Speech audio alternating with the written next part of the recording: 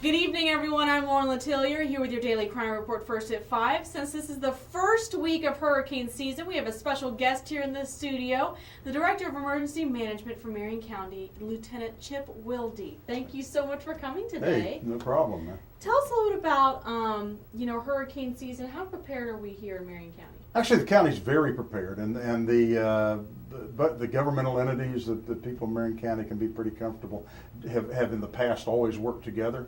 And by we had a drill at the end of May, practice activation of our emergency operations center, and by that, all indications that they're set and ready. And what's really good is that you've got a number of people that are either back into positions or have been here that were in place in 2004 when we got hit with 2 storms. So that's a good thing for the county.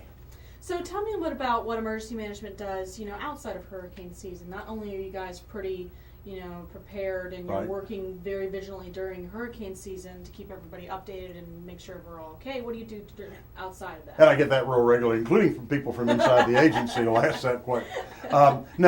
See, that's something a lot of people have to understand. There's a lot of things that can affect Marion County. I mean, tornadoes, flooding, health issues, drought, severe weather. Right. There's all sorts of things. And actually, a lot of people aren't aware of this, but in the springtime, we're kind of coming out of, now that we're heading into summer, we're coming out of what I really consider to be the tornado season. Yes. And that's really not well recognized, but most tornadoes are associated with cold fronts. Matter of fact, we had one, about 6-8 weeks ago? We did. Out in the Oak Run and Palm Cay area. Yeah. But we're constantly preparing. There's always issues, including budget, and we operate off of a number of grants that try to pull in as much funding for the people of Marion County as possible. And so it's always busy back in emergency management. It's just not as exciting as patrol and some of those other things. So. Well, how can people find out more about emergency management and what we offer? Well, one of the ways is to go on our website, go on the agency website, scroll down to the emergency management logo. While you're on the website, we'd really like you to sign, if you haven't already signed up for Code Red, Yes. And that's an emergency notification system where, and you actually can pick what notifications you want to be advised of, and we've probably got 30,000 folks already on it.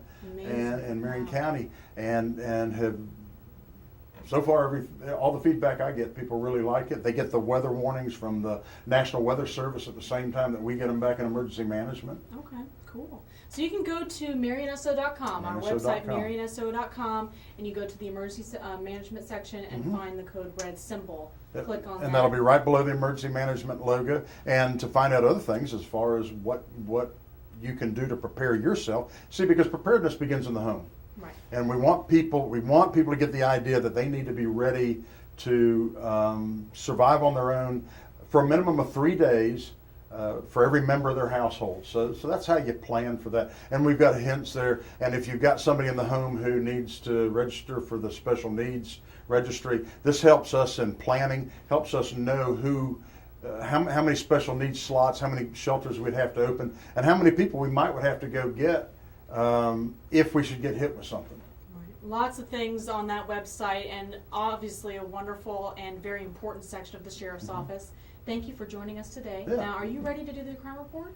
That's what you tell me. Yeah, you're going to be the guest. Here we go. Okay, so I'm going to go first, and then you go next. Cool? That's it. Here we go. Someone broke into a vehicle that was parked at the Florida Highlands Mud Hole, located in the 8500 block of Southwest 155th Street, and stole tools and cash. Total loss there is $1,300. Well, in a shed in the 12,200 block of Northeast 227th Place in Fort McCoy was broke into. Someone stole construction equipment and a total loss of about $5,000. Someone also entered the home in the 4,500 block of Southwest 175th Court in Dunnellon, stole jewelry along with 2 handguns.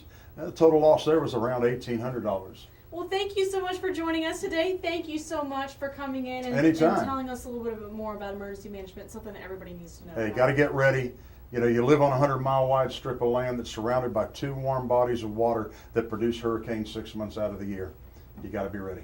There we go. Thanks for joining us. Please like us and share us on Facebook. We'll see you tomorrow.